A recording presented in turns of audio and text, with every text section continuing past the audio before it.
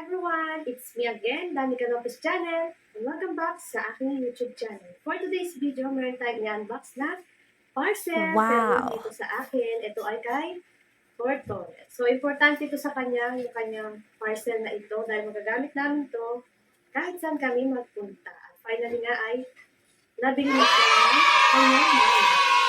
Ayan, so ganito siya kalaki, guys. Ayan, ganyan siya kalaki. Ayan. So, samahan niyo ko i-unbox siya, guys.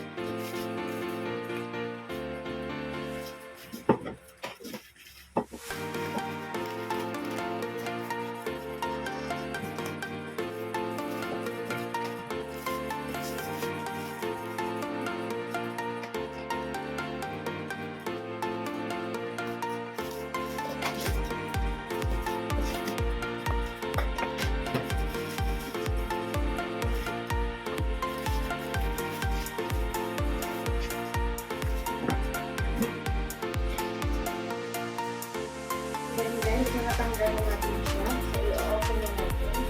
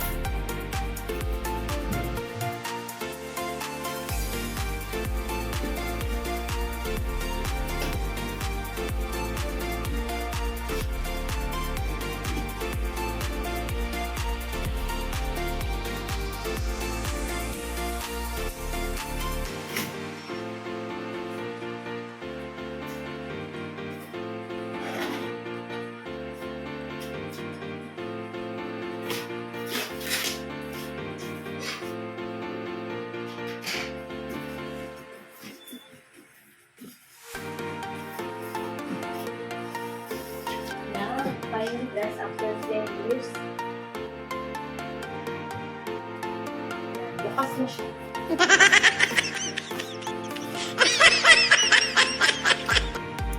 Yan, so tatanggalin na natin siya sa box.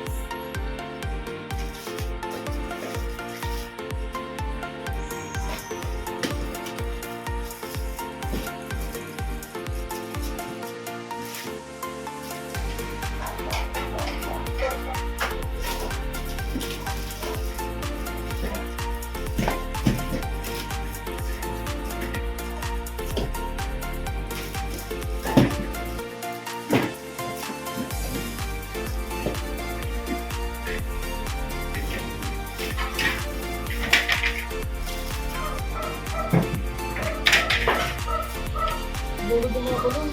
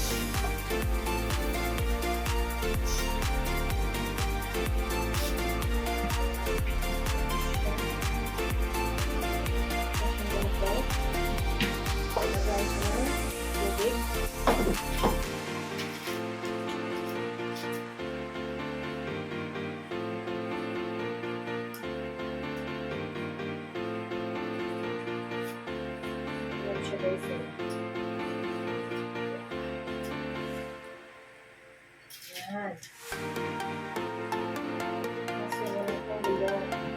Yan. So guys, babalik ako mamaya kasi ipapa-assemble ko na yung stroller. Yan. See you later. So ito na guys, natapos ko nang ipa-assemble itong 4 na gulong nitong stroller. So ito, ipapakita ko na siya sa inyo at i-voice over ko na nga lang. So as you can see guys, kulay black nga yung stroller ni Horton. And then meron nga siyang 4 na gulong. And then meron nga ako dyan ipapakita, ito yung parang lagay na ng pads. Parang ganon. So nalalabhan ata yan, I think. So meron dyan yung panali. Ayan, na pwede nyo ilagay sa kanyang harness para hindi siya magalaw. Pero na-experience ko yan guys, nilagyan namin si Horton ng tali na yan sa kanyang harness. Pero masyado siyang malikot kaya siya ay nasakal. So meron siya dyang, ayan yung net na pwedeng isara. Di-zipper po yan, harap at likod. So ayan, harap at likod yung kanyang net. Pwede nyo siyang buksan sa harap and pwede nyo rin siyang buksan sa likod. And pwede nyo rin siyang buksan na lahat na wag na isara. So ayan, napakaganda nga yan guys at comfy naman dito si Horton. Napakatibay nito guys at murang-mura lang namin siya nabili dito sa TikTok. Ayan, so na-discover namin na mura lang itong stroller na ito. So ayan nga dyan, pinapakita ko nga sa inyo na sinasara ko nga itong net at nandun nga yung kanyang zipper. So ayan.